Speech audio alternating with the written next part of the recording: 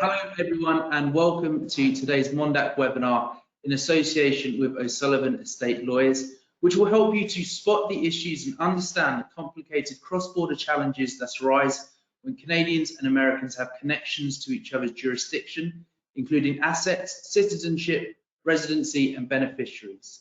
We are joined by a wonderful panel to take us through today's discussion.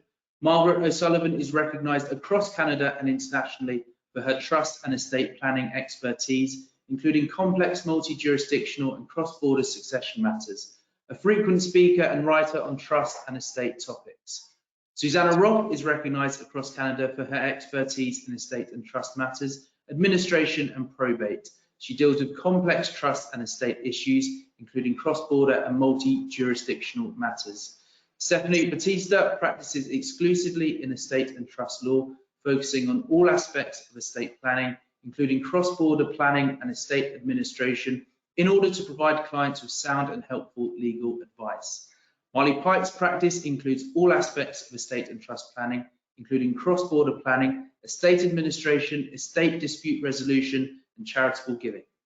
Now, before I hand you over to the panel, a housekeeping item. You are able to submit questions today by using the toolbar on the right-hand side of your page. We'll endeavour to answer as many questions as possible during our Q&A. It's now my pleasure to hand you over to Margaret, Susanna, Stephanie and Marley to begin. Thank you. Well, good morning or good afternoon or good evening, depending on what part of the world you happen to be in. I and my colleagues Susanna, Stephanie and Marley are delighted to be with you here today.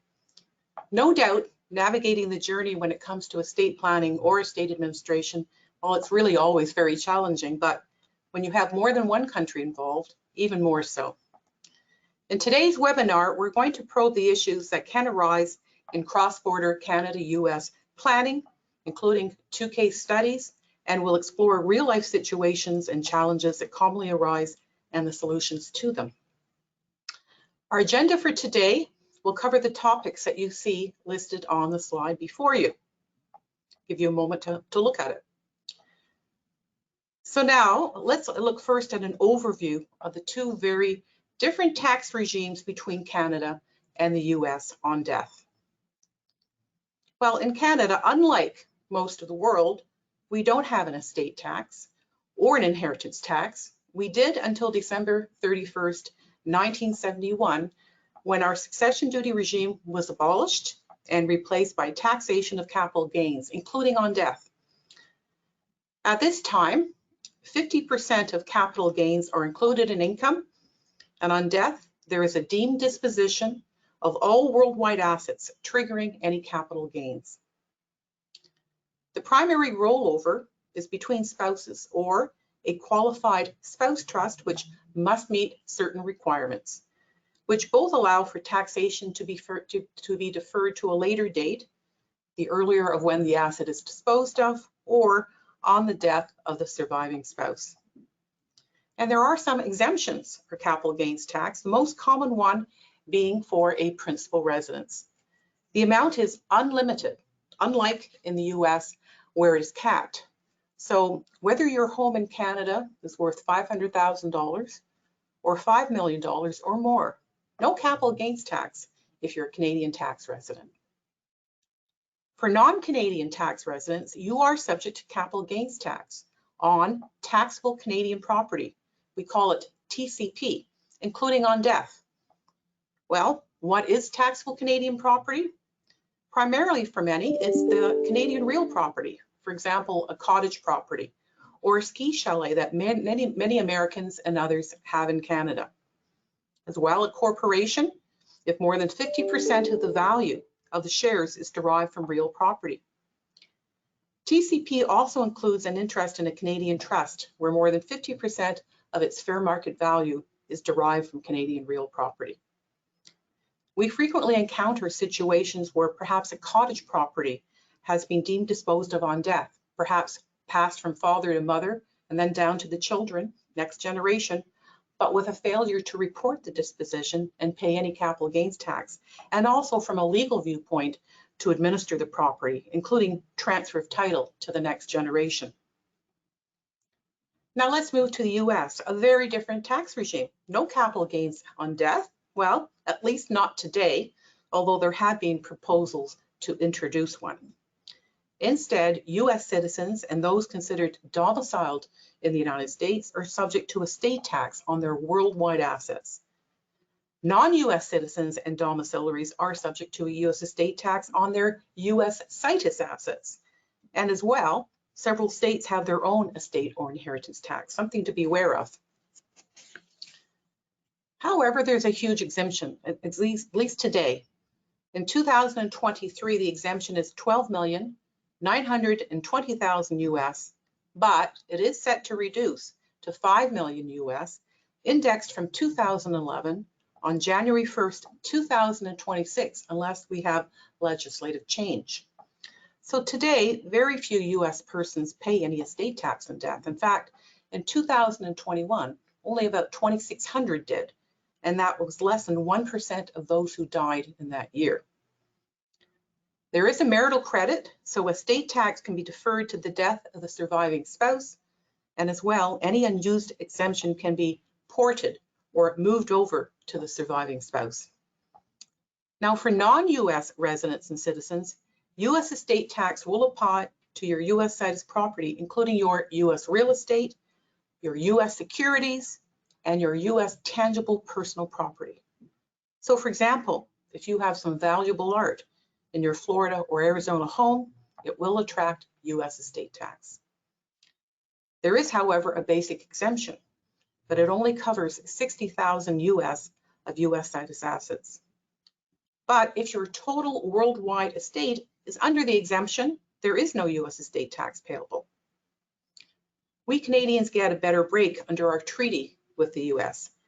You can take the fraction of the value of your US situs property and then prorate it to your worldwide assets, multiplied by the current exemption, and that can result in a much larger exemption. It's important to note that if a US person transfers assets to their Canadian resident spouse on death, or to a trust that qualifies for the marital deduction, there is an additional spouse credit. And this credit can approximately double the exemption, and it's an important issue when we're doing our will planning. As well, a US person can get a rollover of Canadian capital gains tax on death if they transfer their taxable Canadian property, such as their cottage property, to their spouse or to a qualified spouse trust, the latter being subject to government approval. So now let's venture forward, explore some of the planning strategies for Canadians with a US connection. We're going to look at the very common situation that we encounter, which we have one spouse who is a US person, but they're married to a Canadian tax resident who is not a US person. It will be important to consider whether it's appropriate to create a bypass trust under the Canadian spouse's will. So the US surviving spouse is not subject to US estate tax on the assets they receive, taking into account their exposure, how large their estate already is, and how much they will receive. The bypass trust can provide substantial rights to the surviving spouse, but not so many that they are considered effectively to be the owner of the property. They can't have, for example, an unlimited power to use capital and can't participate in those decisions if they're a trustee. Nor can they have what we call a general power of appointment, which is the power on their death to appoint to whom the capital will go. They can't have a general one, which would allow it to be appointed to themselves or their estate or their creditors. If there's a large inheritance over the value of the exemption, taking into account what the surviving spouse owns, it's critical to have proper planning, because without it, that inheritance they receive from their spouse could be subject to a 40% tax. It will be also important for the US person to consider using the spouse credit so they can double their exemption and double the amount passing on their death to their Canadian spouse. So for example, as I said, today the exemption is $12,920,000 multiplied by 2. That's $25,840,000 US. So I guess the phrase should be use it or lose it when it comes to will planning. As well, consideration can be given to including what we call a QDOT, which is a special kind of trust under the U.S. person's will to pass assets to their Canadian spouse. That results, however, only in a deferral of the tax, at the latest to the death of the spouse. But it does have a number of restrictions and complications and is often not ideal. Consideration can also be given to using what we call a credit shelter trust under the U.S. person's will to fully utilize their exemption so it's not lost. And it'll be also important to look at the life insurance that the U.S. person owns, whether they can take steps to remove it from their estate, because otherwise the proceeds are considered part of their U.S. estate subject to U.S. estate tax. So for example, having their Canadian spouse own the life insurance on their life, or a little more complicated, establishing a special trust called an irrevocable life insurance trust, or ILIT, which also has the same effect of taking it out of their taxable U.S. estate. It's also important to look at how assets are held between a U.S. person and their Canadian spouse, and to try to plan to minimize the U.S. person's tax exposure. Now, what about passing assets to children, grandchildren, and other family members who are U.S. persons? Well, we would often have very similar planning using, again, a bypass trust under the will, as opposed to an outright distribution to the child or grandchild, or to a trust which doesn't meet the requirements for a bypass trust. We have many clients who have children and grandchildren who have moved or have been born in the United States, and they're now U.S. persons. So a very important consideration when we're doing will planning, whether or not we use such a structure and incorporate that special planning, and there are a number of considerations. Our third scenario is two U.S. persons who happen to be Canadian tax residents. We have quite a few of them in our clients, that essentially perhaps an executive who's moved north of the border with their spouse, they're now living here in Canada.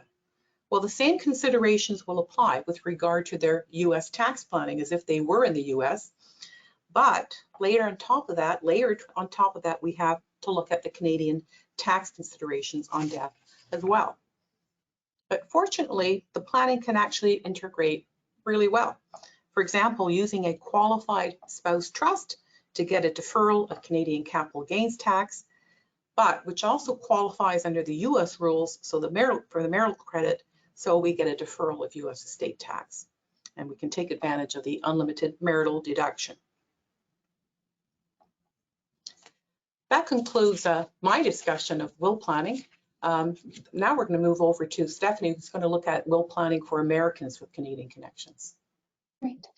Thank you, Margaret. So as Margaret said, there are also planning considerations for Americans that find themselves with some sort of connection to Canada. Maybe they own property here, or maybe they have a Canadian spouse. So for any American who owns any type of property in Canada, one of our first considerations is whether they should make a separate situs will in the province or territory where the asset is located. So a key advantage of this is minimizing probate fees. Although Canada doesn't have an inheritance tax, so to speak, each province and territory does have a probate tax, and this tax varies from jurisdiction. So here in Ontario, we have quite a high probate tax. It's 1.5% on your worldwide assets. So if you're an American and you have, say, an investment account or a cottage in Ontario, and probate in Ontario is needed, you are looking at paying 1.5% on all of your assets for the most part, and not just the Ontario assets. And it doesn't matter if you already paid probate fees in your home jurisdiction. So you could be paying probate fees in several different jurisdictions on the same assets. Using a separate situs will prevents this. If you have a will that governs only your Ontario assets, then you would be only paying fees on those assets.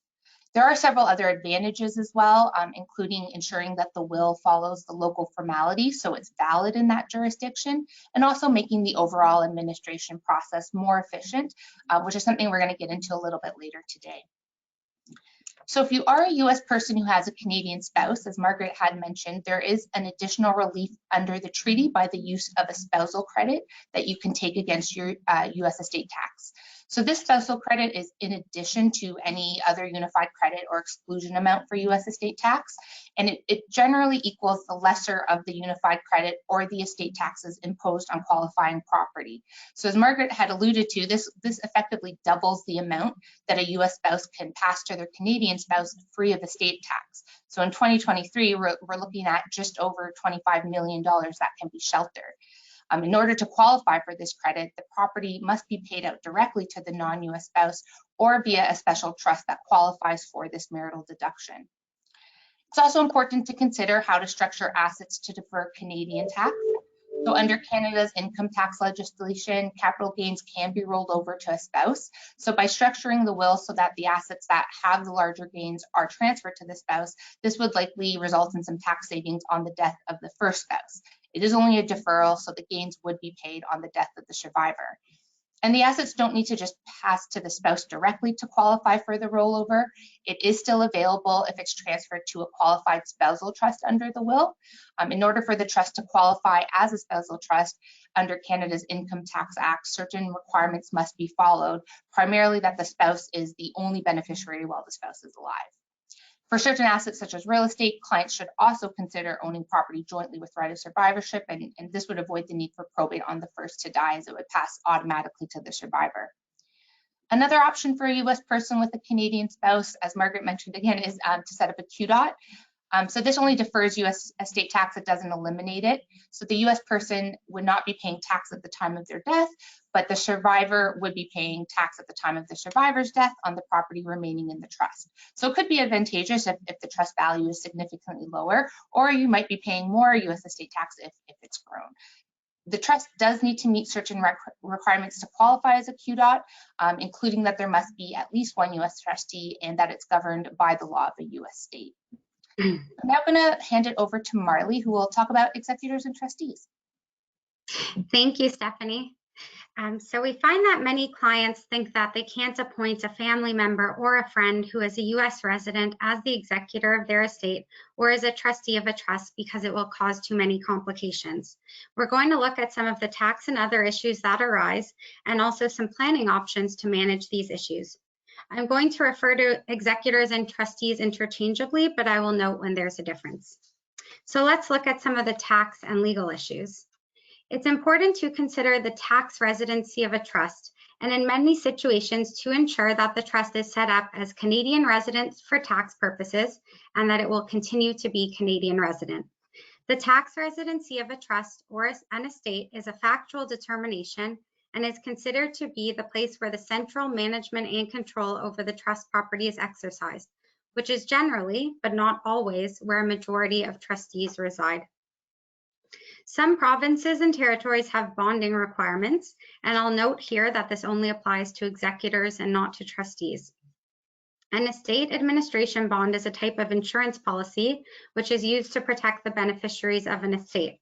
In Ontario, if a person resident outside of the Commonwealth, which would capture the U.S., is appointed as an executor, he or she is required to post a bond to the court.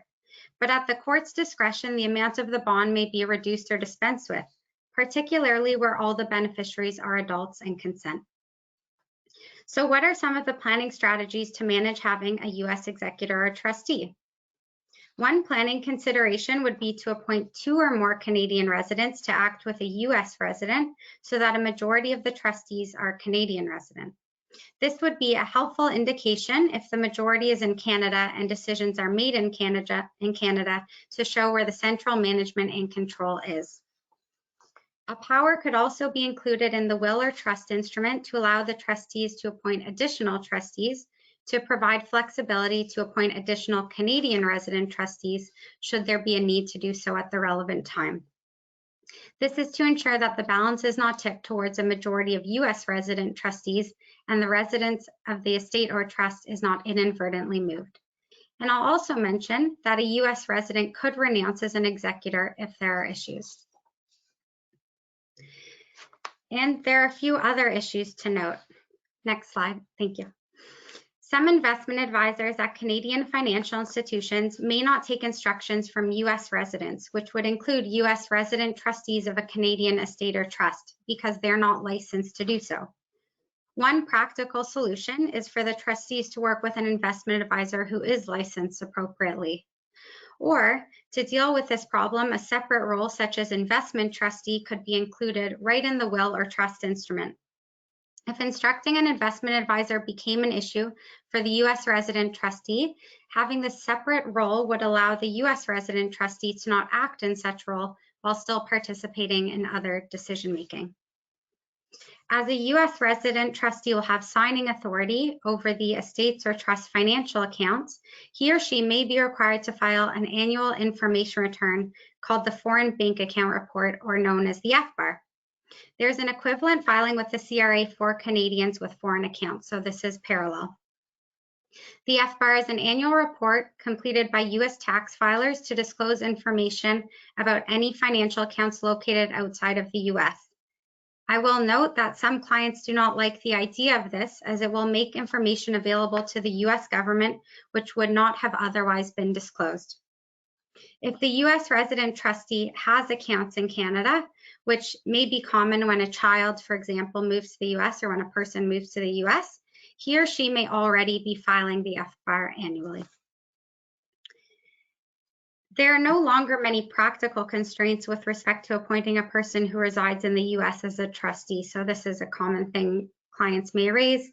But email, video conferencing, and recently virtual commissioning make it easier to efficiently address estate matters, no matter where someone resides. So some of these issues that may have caused practical challenges in the past have become much easier to manage with modern technology. And now we're going to look at cross-border power of attorney issues. Unfortunately, there's no universal international power of attorney, even when only crossing the border between Canada and the U.S. Each province and territory in Canada and state in the U.S. has its own unique laws, approaches, and requirements, and unfortunately, there's a lack of certainty as to what effect a power of attorney prepared in one jurisdiction will have in another. The practical approach is generally to have local powers of attorney. One, a personal care power of attorney or equivalent in each jurisdiction where someone spends significant amounts of time. And two, a financial power of attorney or its equivalent in each jurisdiction where someone has assets, for example, real estate and bank and investment accounts. Some of the issues noted regarding executors and trustees would apply to attorneys for property, including the securities regulation issues and FBAR requirements that I previously raised. So I'm not going to go into detail on these. As well, some of the planning ideas that I raised in the context of executors and trustees would apply to attorneys for property. So again, I'm not going to go into detail on these planning ideas. Having separate powers of attorney for property and for personal care minimize delays when these documents need to be relied upon. Recognition of foreign powers of attorney can be a real problem. Think of a situation where someone becomes incapable and a property needs to be sold, for example, in Florida, or bills need to be paid and a local Florida bank won't recognize an Ontario power of attorney. Some hurdles that may come up without foreign powers of attorney could also include delays from trying to seek legal opinions and other local court processes to try to validate a power of attorney executed in a Canadian province or territory in a U.S. state, and not to mention the legal costs in doing so. I'm going to highlight some of the drafting considerations that come up when coordinating local power of attorney documents in Ontario and in any U.S. state. It's important in drafting and executing multiple powers of attorney that you do not inadvertently revoke a pre-existing power of attorney. These documents need to be carefully coordinated. It's generally a good idea to try to make each power of attorney as parallel as possible to the principal document to ensure wherever possible the same set of decision makers are appointed, unless there's a reason why this isn't advisable. This is also not always possible since local legislation varies. For example, in some jurisdictions, it's not possible to have co-appointments of multiple attorneys. Looking at Florida, you can only have one attorney for personal care, whereas in Ontario, there's no limit other than practical considerations.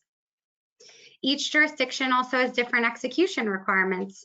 In Ontario, the continuing power of attorney for property must be executed before 2 witnesses, whereas in New York, for example, the general power of attorney must be executed before a notary public. And lastly, it's common in many US states to have very detailed, lengthy healthcare directives, which allow a person to decide on many aspects of their healthcare.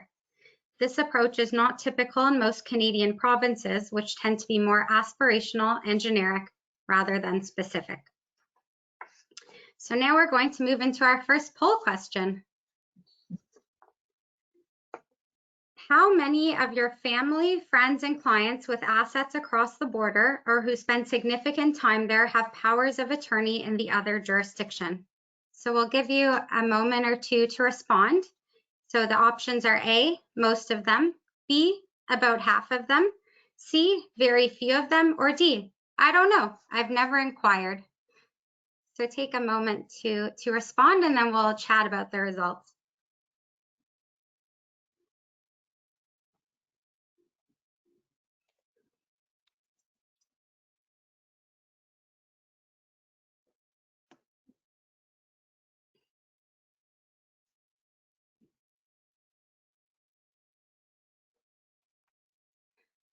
Okay, the overwhelming majority chose very few of them, and the second place winner was, I don't know, I've never inquired.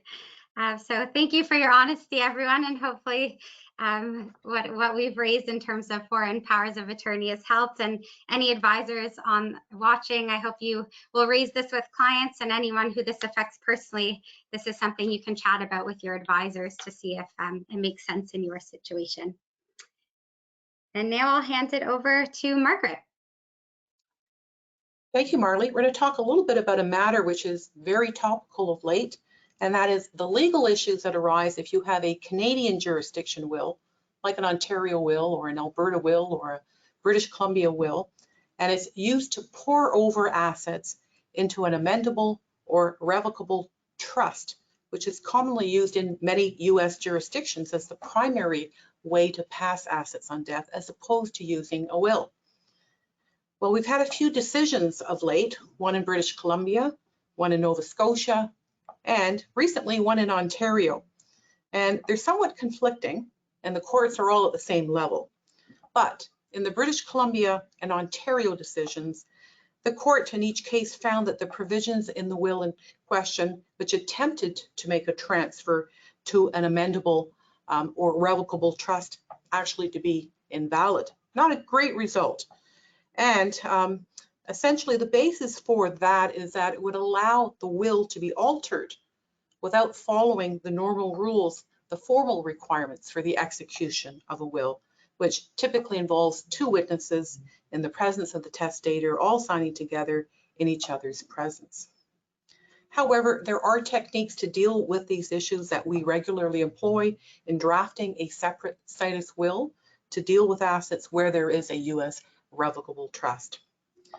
Another minefield, and probably the question I receive most often from a US lawyer, is can I transfer my client's Canadian real estate into my client's revocable trust?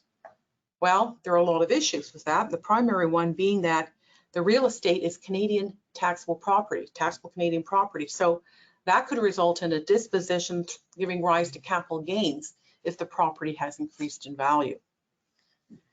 The Canadian tax rules are different, I have to always explain. And essentially, we consider there's a change of beneficial ownership that gives rise to a disposition and resulting capital gains tax. Unlike the US rules, there's essentially a look-through to the client as opposed to the trust. As well, another issue to be aware of, if property is held in a trust, in a Canadian trust, it will be subject to the Canadian 21-year rule for trusts, which subject assets held in a trust to capital gains every 21 years, including taxable Canadian property. If the trust is actually Canadian resident, it will be subject to as well our new trust reporting rules. Another issue for a US couple, for example, who move north to Canada, perhaps with their family and some of their assets, but as well their US revocable trust. Another big issue if there's a US revocable trust is the mismatch if a couple become a Canadian tax resident with their trust. On death, that would occur. So the revocable trust, it will pay Canadian capital gains tax on its assets on death, and as well there will be US estate tax payable. on those same assets that the US person would have to pay. But because the two taxes are at a different level, we can't credit the US state tax against the Canadian capital gains tax. So not a good result, and that can result in double taxation on the same assets.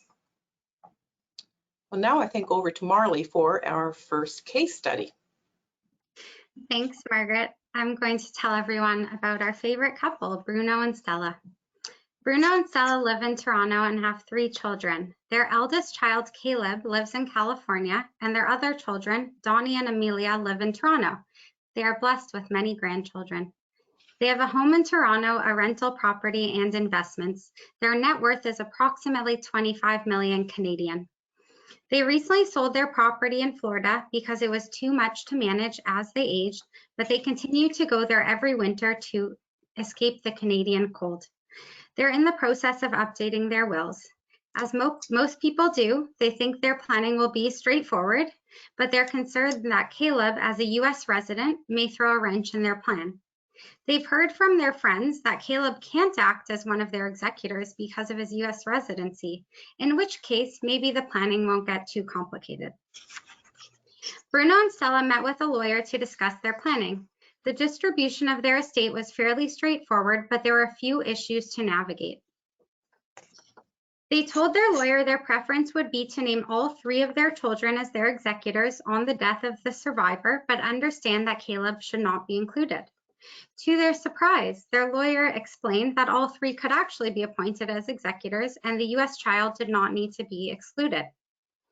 Caleb would need to file an FBAR to deal with the estate accounts or to add the estate accounts to his own FBAR filing if he's already filing, but Bruno and Stella were not too fussed by this and would also talk to Caleb about it to see if he had any concerns.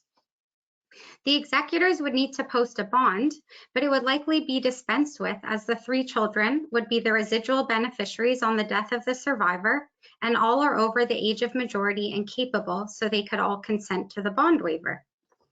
The majority of trustees would be Canadian residents, which would be a helpful indication to show that the central management and control of the estate is in Canada, and to keep the tax residency of the estate in Canada, which would be desirable in this situation.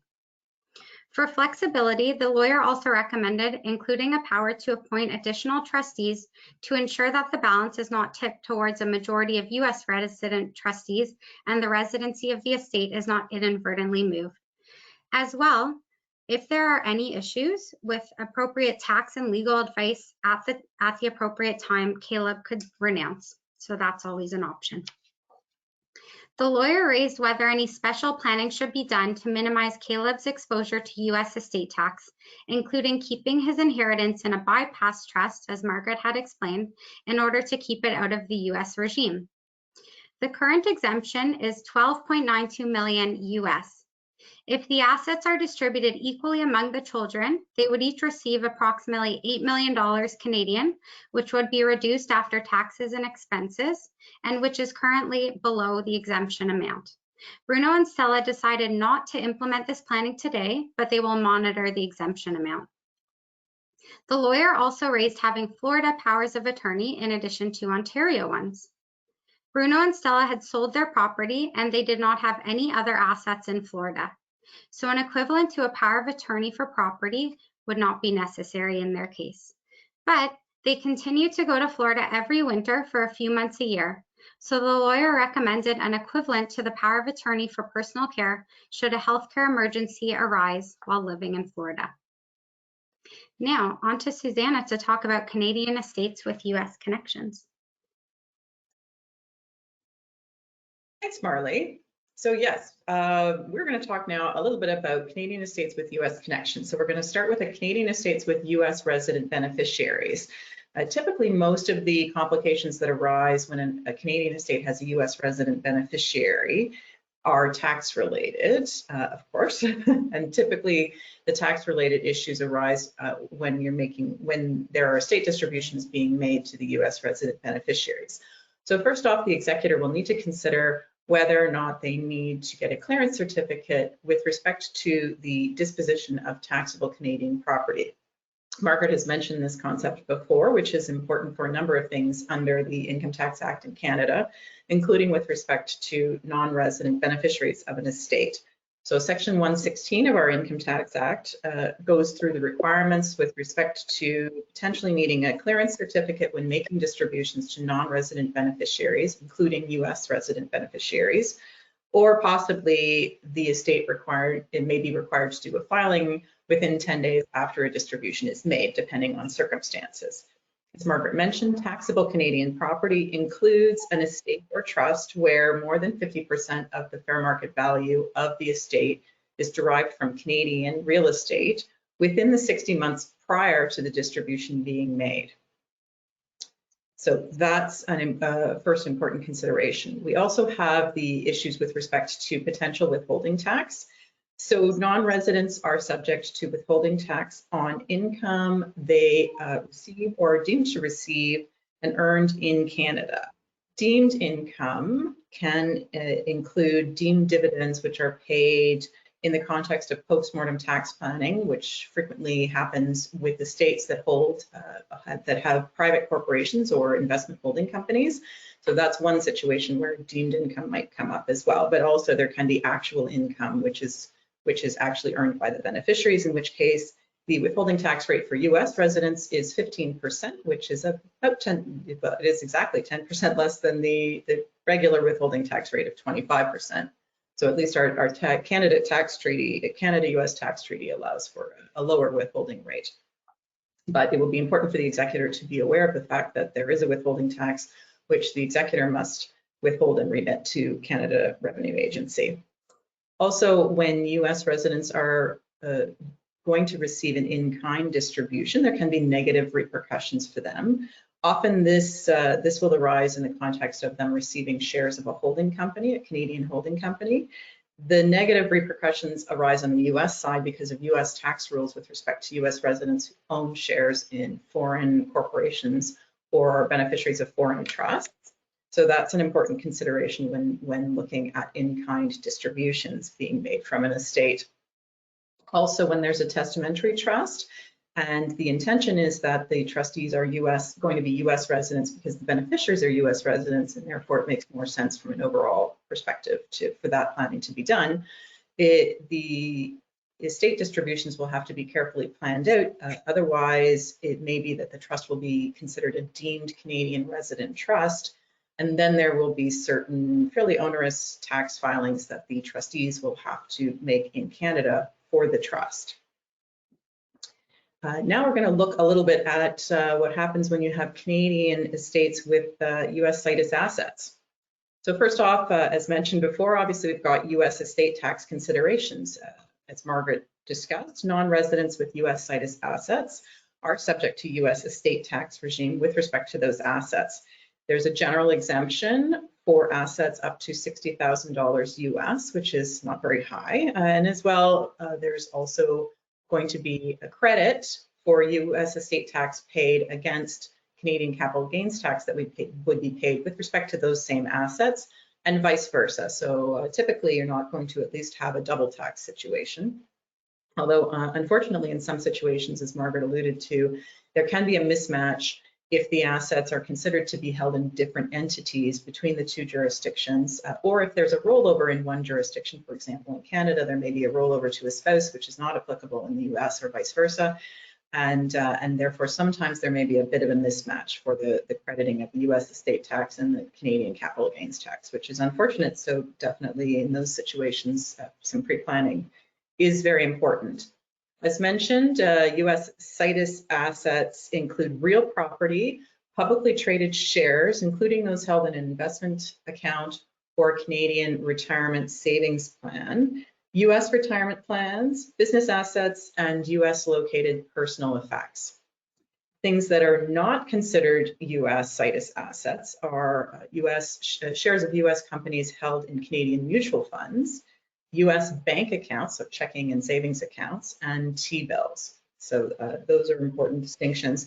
I think that the thing that often catches people is publicly traded shares of US companies held in a Canadian retirement savings plan. So for example, if a person has a retirement savings plan that holds $100,000 US worth of Apple shares, their estate will be subject to the US estate tax regime.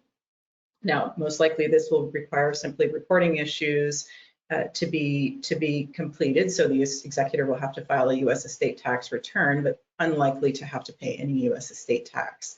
Only if the estate is very large, so over the overall exemption limit, which was mentioned before, or if the estate has a very large proportion of US assets versus their worldwide assets, might they actually be subject to US estate tax. And again, Canadians are allowed to take the pro rata share of the US estate tax exemption, as Margaret mentioned before. They also need to be aware of US state probate requirements. So Canadian estate which owns US situs assets may have to get a probate certificate in the US state in which the assets are located. Typically this will be for real estate, but also some states require the estate, all the states over a certain value to get a probate certificate in their jurisdiction. So that's an important consideration as well. Also, if the bank account is over a certain amount, the financial institution may require it as well. This will be an important planning consideration because often there are residency requirements or other restrictions, and they vary state to state as to who can act as an executor of an estate in that jurisdiction. And sometimes if the executor who's been appointed in for the Canadian purposes is not eligible in the US state, they may have to get a local agent to act as the executor for the estate in this state for probate purposes. It's also important to remember the bonding requirements go both ways, and the Canadian executor may have to get a bond in the US jurisdiction. That can be difficult if the executor doesn't have any personal assets in that US state. And in many US states, the court exercises a supervisory role over executors, and an accounting or other filings may be required from the executor to close probate at the end of the estate administration for the US estate probate purposes. This is not required in Canadian jurisdictions, so Canadian executors may find this quite onerous. And now I think we're going to have our second poll question. All right. So I want you to do some future forecasting. What do you think will happen with US estate tax in the next 5 years? So we'll give you a minute to answer. Answer A. So option A is it will be repealed and there'll be no estate tax. Option B, the exemption amount will stay exactly the same, inflation adjusted. Option C, the exemption amount will decrease to 5 million, inflation adjusted. Option D, the exemption amount will decrease to 3.5, or it will be replaced with a deemed capital gains tax on death regime. So we'll just give you a few seconds to answer. I'm very interested in your responses, and we'll see who's right in the next 5 years.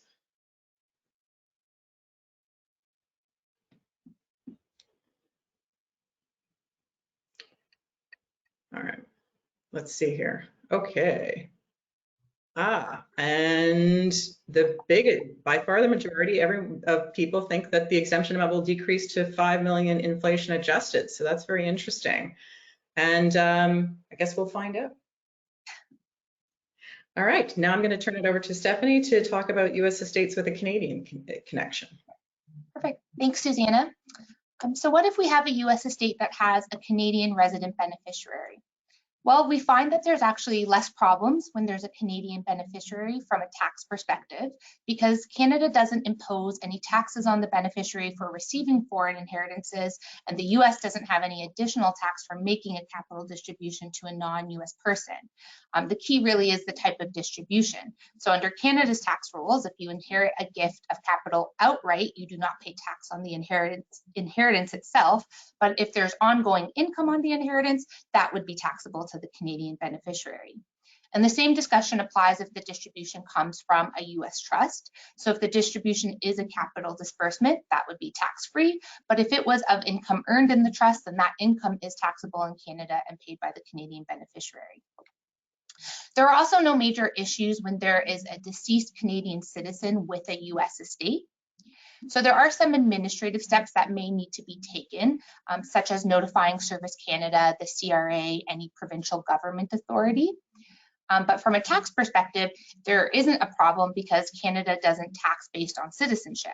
So there wouldn't be tax filings in Canada unless the deceased was actually tax resident in Canada, or if there was income earned in Canada, or there's capital gains tax on Canadian property. So when is probate in Canada needed? Well, in the majority of cases, a third party, like a financial institution, will require a probate certificate in that province or territory in order for the U.S. executor to deal with that asset. We've been finding that third parties are becoming less and less likely to waive this requirement, at least and especially in Ontario. And if there's real estate, that's almost always a guarantee that probate would be required where the property is located.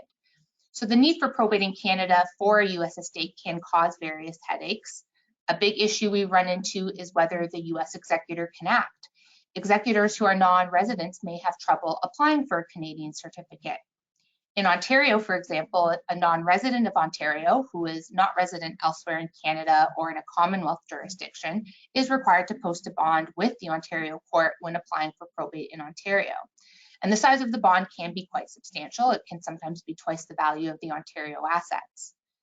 When there is no will, we are in even more trouble because a non-resident estate trustee is not even able to apply for probate in Ontario. So one of the first hurdles there would be to even find a person in Canada in that jurisdiction who can act. And unfortunately, a U.S. trust company is not able to step in because they are not able to act in Canada unless they are licensed to carry on business in that jurisdiction probate is being applied in. So if no probate was required in the U.S., then an original application can be commenced in Canada. In that case, you would need to pay probate fees based on the value of the entire estate, which, as we talked about today, can be quite high. However, if probate was already obtained in the U.S. jurisdiction, then in Canada, the executor would need to apply for what is known as an ancillary grant in the province or territory the Canadian asset is located in. And fees would be payable only on the value of the assets in that Canadian jurisdiction. However, depending on where the original probate grant was granted, the estate may have already paid probate tax on these same assets. And unfortunately, there is no relief given, so there could be issues where the same assets are double taxed in the US and again in Canada. No matter how many probate applications are needed, the one common theme is that this is going to take time. So if an ancillary grant is being applied for in Canada, the probate certificate must first be granted in the US jurisdiction. And I think something that we all relate to is how slow, I guess, the court systems can be sometimes.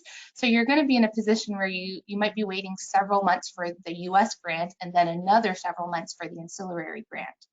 This is why, as we talked about earlier today, the use of a separate situs will is usually recommended, because then you could have multiple probate applications on the go rather than having to wait for the original one before moving to the Canadian grant. Even with US estates, there could be tax compliance issues in Canada. So as we already learned today, any income arising in Canada and capital gains on taxable Canadian property would be subject to Canada's income tax. And in Canada, there is a deemed disposition of property on death. So one of the executor's job would be to file the terminal tax return and any additional tax returns if there is income or capital gains in the estate. So this is something we find that the US executors may forget this part, because maybe they filed the US tax return, they paid the US taxes, and they think that's that. But that's not really the case. Separate filings would need to be done in Canada, and taxes may be paid here, even if already paid in the US. And there are certain timelines for this, so there could be penalties and interest on unpaid tax, if the returns are filed late or the taxes are not paid on time. And just quickly to wrap up this section, there are also practical concerns that we find come up. More and more, we have been finding that it has been difficult to deal, or a non-Canadian executor has been having difficult dealing with Canadian financial institutions. So the institutions usually have onerous compliance checks, mainly because of money laundering issues. And because of this, we have found that our non-resident executor clients do have quite a bit of trouble dealing with the third parties in terms of opening a bank account or liquidating the assets. There is also a US securities law issue. So financial institutions in Canada are usually unable to provide any investment advice or accept any investment instructions from a non-resident executor. So now that we know a little bit more about cross-border estate administration, I want to talk to you guys about Annie and Zach. So Annie was a Canadian citizen who was born and raised in Toronto, Ontario. As a young teenager, she opened her very first savings account and over the years would deposit all the money she earned from her various jobs, as well as the generous gifts her grandparents had left her upon their death. Annie finished university and started her very first job at a bank where she opened an investment account. A few years after that, she left her job for a new opportunity in New York. There she met Zach, a born and raised New Yorker. They fell in love, and like many couples do after a few years together, they started to combine all of their assets. So Annie had added Zach to her investment account, which was migrated to the US and now worth $5 million. And Zach added Annie to title of his house as joint tenants with right of survivorship. They also named each other beneficiary of their life insurance policies. Annie unfortunately passed away unexpectedly several years later. The administration of Annie's estate ended up being quite simple for Zach, even though Annie did not have a will, mainly because everything passed to him by right of survivorship or via a beneficiary designation. However, one day while cleaning the house, Zach found a bank statement from a bank back in Canada that he's never had any personal dealings with and was shocked to see that there was an account in Annie's name alone worth $200,000. Zach called the bank. He asked them to release the money to him as Annie's sole beneficiary. The bank, however, said that they were not able to distribute this to him without probate in Ontario. So Zach retains an estate lawyer in Ontario to help him through this process. What advice is Zach likely to receive from his lawyer? Well, unfortunately for Zach, his lawyer will first tell him that since there is no will, as a US resident, Zach does not have the authority to apply for a probate certificate here in Ontario. Zach would need to find someone in Ontario or even elsewhere in Canada to step in and apply for probate on his behalf. Luckily for Zach, Annie did have some family back home, and so Annie's cousin is able to apply on his behalf, although the cousin may still have to post a bond to do so. But what Zach doesn't know is that he actually may not even be entitled to the bank account.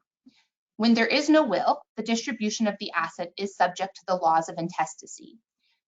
Zach may be surprised to find out that here in Ontario, our intestacy laws provide that a common law partner does not actually have any entitlement to their deceased partner's estate. Luckily again for Zach, he and Annie were legally married, and since they had no children, he would be the sole recipient of the asset. Another issue Zach wasn't expecting was the payment of probate tax. So in Ontario, I've mentioned this a few times, we have a high probate tax. It's 1.5% of the deceased worldwide estate. Again, luckily for Zach, Annie's estate would only consist of this one account. Because all the other assets were joint with right of survivorship with Zach or designated directly to Zach, they wouldn't attract any further probate tax. But that's not always the case, and there are times when the probate tax can be quite substantial. So let's say Annie's $5 million investment account was actually in her own name as well as the $200,000 bank account. Then we are looking at Ontario probate fees of just over $77,000. And this would be in addition to any professional fees, any other taxes and expenses that may be needed, including potentially New York probate fees if New York probate was needed to deal with the investment account.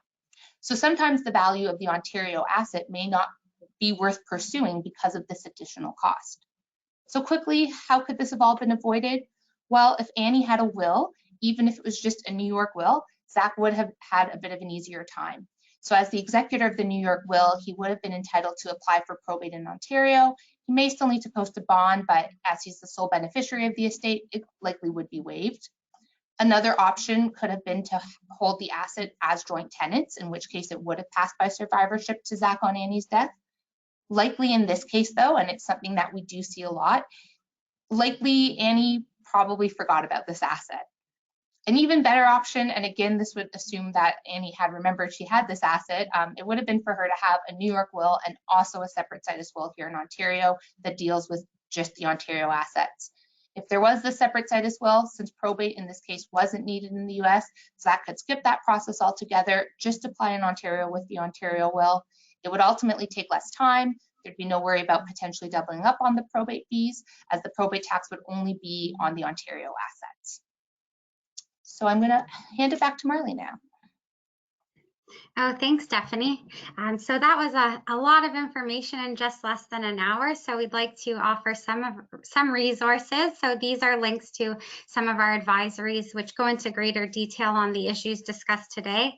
As well, if you head to our website, there's a section that has about, I think we're at 21 advisories now on different estate planning and administration and ancillary areas. So feel free to go peruse. They are really great resources. I refer to them all the time. And on the next slide, we're going to tell you all about our blog, which we're very excited about. It comes out every 2 weeks on topical domestic, cross-border, and multi-jurisdictional trust and estate issues. So very exciting and topical, and we welcome you to subscribe to our blog. So how can you do it? Well, you can answer this very easy poll question and simply say yes to our blog. So we'll give you a few seconds to pick what I think is an easy answer, and you can easily sign up.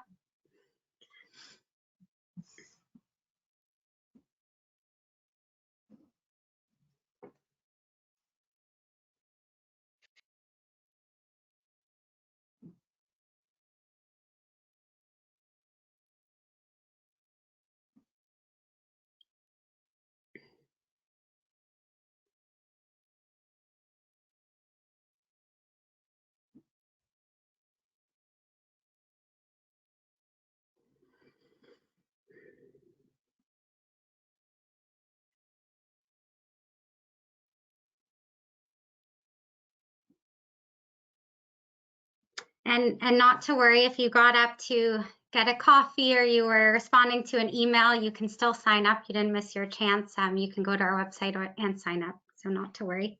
And we do want to highlight our new recently released second edition of our book, which is a great resource again on estate planning and estate administration issues. So here are some ways you can order it, and I have a copy on my bookshelf at home and in the office, and refer to it all the time. So I highly recommend ordering our book. And lastly, be in touch, stay connected, check out our website. Again, you can check out our advisories and our blogs and follow us on LinkedIn and stay in touch. And now I think we do have 3 minutes to answer some questions. So we'll see if any came in, and I'll hand it over to Margaret to facilitate that. Well, thank you, Marley. And yes, indeed, I understand over 750 people registered for this webinar, and many of them have tuned in. We do have a few questions in the chat box, and not too much time to answer them, but let's try and see if we can do a couple. The first one I'm going to pose, has been posed, is we live in Ontario and we're Canadian citizens. We own a house in Arizona through a trust. We understand it was set up to keep the property out of U.S. state tax. Do we need Arizona powers of attorney? Marley, you'd like to answer that one.